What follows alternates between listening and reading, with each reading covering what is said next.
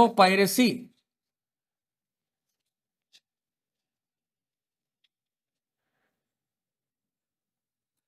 Piracy क्या है ना? पायरेटेड कॉपी नाम आप जानते हैं। जब बायोपायरेसी की बात कर रहा हूं, पायरेटेड कॉपी, देखिए आप समझते हैं, हम जानते हैं जैसे फिल्म आती है, मूवीज आती है, बॉलीवुड की जो कोई मूवी आती है और वो कहाँ लगती है, सिनेमा हॉल में लगती है, और उसके बाद में जब तक मार्केट में नहीं आती है, जब तक कि उसके डायरेक्टर प्रोड्यूसर ने परमिट नहीं कर रखा है, तो लोग क्या करते हैं कि सिनेमा हॉल में जाकर के रिकॉर्डिंग कर लेते हैं और मार्केट के अंदर उसको बेचना शुरू कर देंगे। तो नतीजा क्या होगा, उस मूवी का मार्केट डाउन हो जाएगा, आमदनी घट जाएगी। विदाउट परमिशन के लिए किसी के भी रिसोर्सेज का उपयोग करना बायोपायरेसी कहलाता है ना? ये जानना। जो सीडी आती, एक कंपनी ने म्यूजिक की सीडी को बाजार में लॉन्च किया, एक सिंगर को बहुत मोटा पैसा दिया, म्यूजिशियन को बिठाया, और उसके बाद में एक म्यूजिकल सीडी को लॉन्च किया, म्यूजिकल डीवीडी को, सॉन्ग को लॉन्च किया, और हम फिर बाजार में लेकर आए, मान लेते हैं वो सीडी है 500 रुपए की है। दूसरी कंपनी ने क्या किया, बाजार से 10 रुपए की ब्लैंक सीडी लेकर आए, उसकी कॉपी बनाई, 100 रुपए में बेचनी शुरू कर दी। कंपनी को नुकसान हो गया, परमिशन ही नहीं लगी है। यह भी एक कानूनन खतरा है, कोर्ट में इसको चैलेंज किया जा सकता है। इस तरह की जो डुप्लीकेट, सरल भाषा में हम बोलते हैं डुप्लीकेट जो आइटम है उसको हम बोलते हैं पायरेटेड आइटम। पायरेसी का मतलब ये होता है किसी भी प्रोडक्ट की डुप्लीकेसी करना, उसको हम बोलते हैं पायरेसी करना, और उस आइटम को बोलेंगे पायरेटेड आइटम। लेकिन यहां पर मैं फैक्ट्री की बात नहीं कर रहा हूं, म्यूजिक की बात नहीं कर रहा हूं, यहां पे मैं बात कर रहा हूं बायोलॉजिकल रिसोर्सेज की, बायोलॉजिकल प्रोडक्ट की।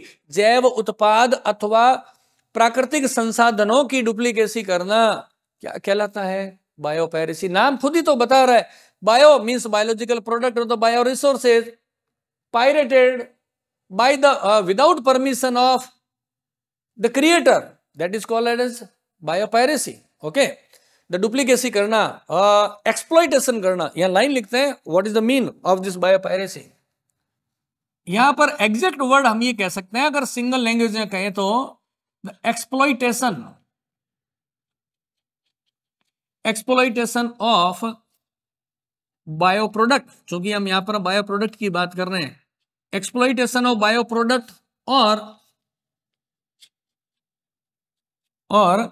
Natural resources. आप नाम को समझेंगे, सब चीजें समझ में आ जाएगी। The exploitation of bio product या natural resources without the permission of,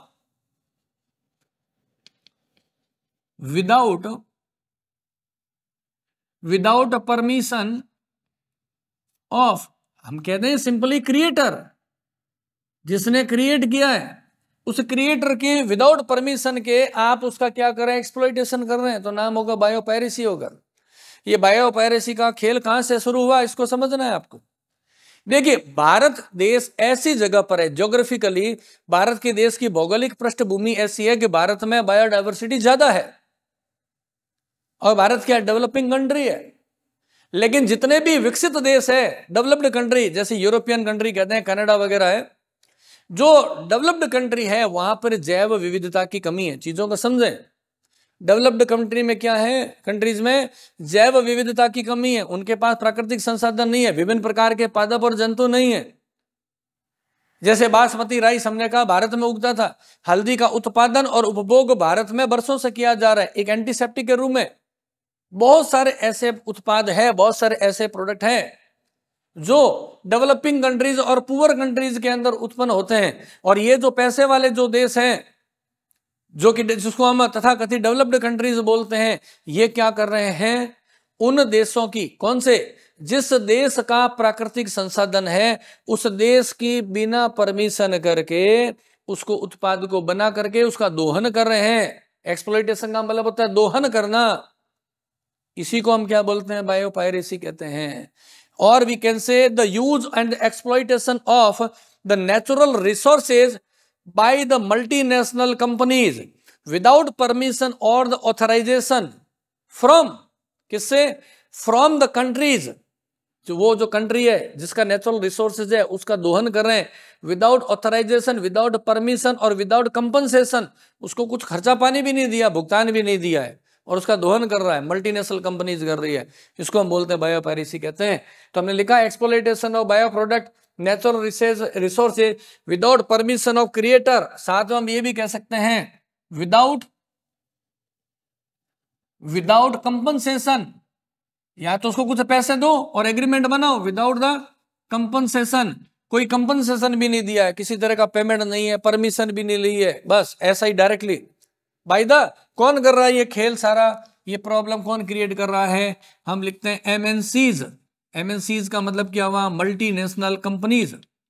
multi national companies ये ऐसा काम कर रही हैं, मल्टीनेशनल कंपनीज।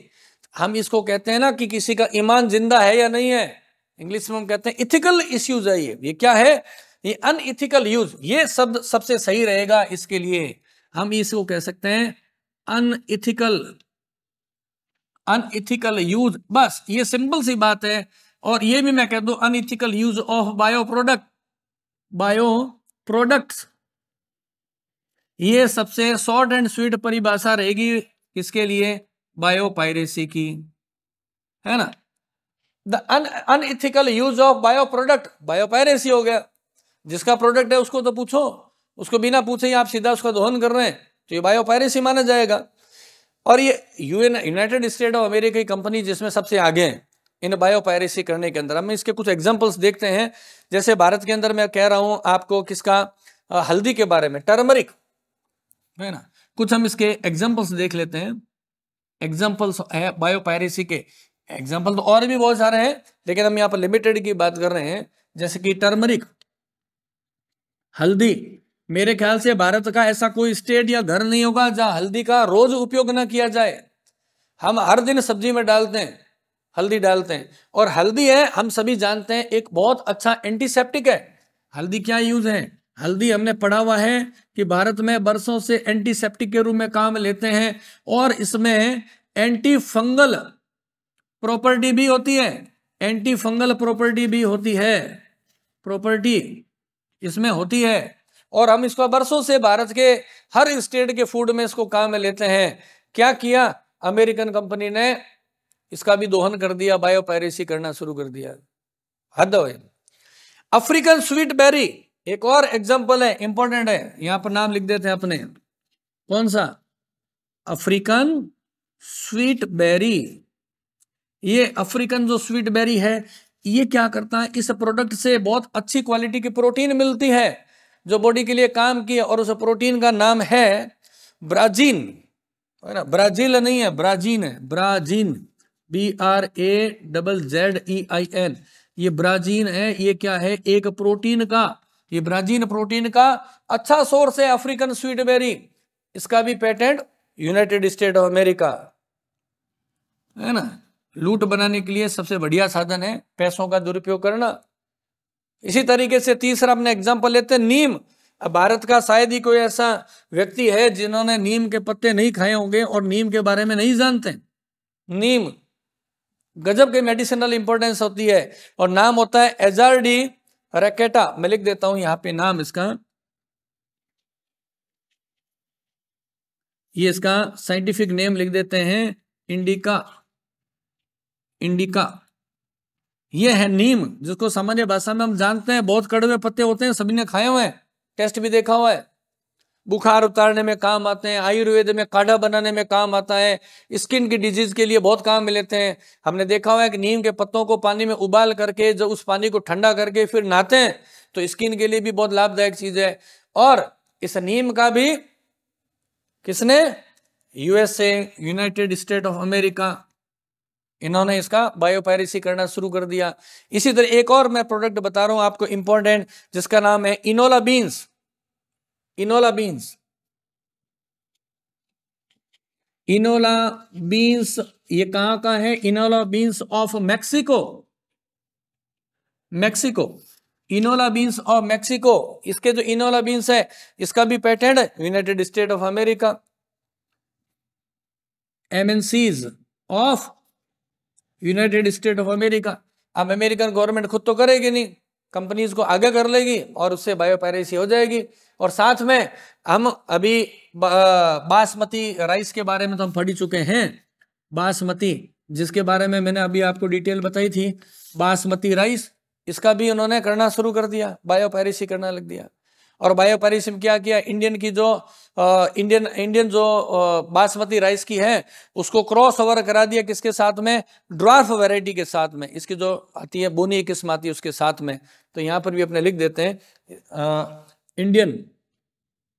इंडियन जो बासमती है, इंडियन बासमती, इसका क्रॉस ओवर करके वो क्या है, ड्वार्फ वैरायटी है, इसके साथ में क्रॉस करा करके बनाया गया था। तो इस तरीके से यहाँ पर मैंने कुछ एग्जांपल्स लिखे हैं, 1 2 3 4 और ये 5 हैं। ये 5 मैंने एग्जांपल्स बताए हैं बायोपायरेसी के, कि बायोपायरेसी की कैसे की जाती है। तो हम ये कहते हैं, इसीलिए कंपनीज क्या करने लगी, आजकल पेटेंट बनाने लगी। पेटेंट बनाने के बाद में कम से कम बायोपायरेसी नहीं होगी, अगर होगा तो इसका लीगली समाधान मिलेगा आपको। तो बायोपायरेसी की बात होगी। अनइथिकल यूज है, सिंपल सा अगर एग्जाम में पूछे सिंगल लाइन के अंदर तो आप कहते हैं कि what is the mean of the biopiracy, ये लिखो unethical use of bio product. और थोड़ा डिटेल में लिखना हो तो आप लिख unethical exploitation of bio product और natural resources without permission. Permission ले ली तो फिर बायोपायरेसी नहीं रहेगा। विदाउट परमिशन, विदाउट कंपनसेशन, अगर पैसा किसी ने ले लिया फिर आप क्लेम नहीं कर सकते। आपने टेक्निक को बेच दिया है, पैसा लिया है, कंपनसेशन लिया है, फिर वो बायोपायरेसी की कैटेगरी में नहीं आता है। चलिए, तो ये कुछ छोटे छोटे टॉपिक्स हैं।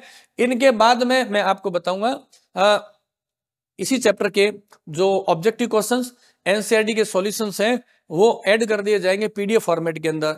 और एनसीईआरटी के सॉल्यूशंस की एक पीपीटी बनाई जाएगी जिसमें सारे एनसीईआरटी के जो क्वेश्चंस हैं वो line to line question answer wise solve किए हुए होंगे। तो जिसको मैं अपलोड कर दूंगा और वो पीपीटी फॉर्मेट में आप उसको देखेंगे, क्योंकि क्वेश्चंस को यहाँ समझाने से मतलब नहीं है।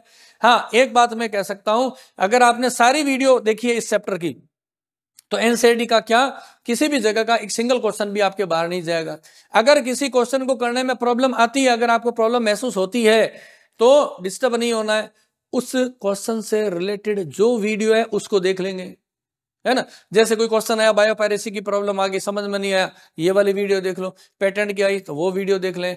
जेनेटिकल मॉडिफाइड ऑर्गेनिज्म के क्वेश्चन में दिक्कत आई तो आप जीएमओ की वीडियो देख लेंगे। उन वीडियो को देखेंगे तो सॉल्व हो जाएगा। और हिंदी मीडियम, इंग्लिश मीडियम के जो नोट्स हैं पीडीएफ फॉर्मेट में गूगल ड्राइव का लिंक आपको मिल जाएगा।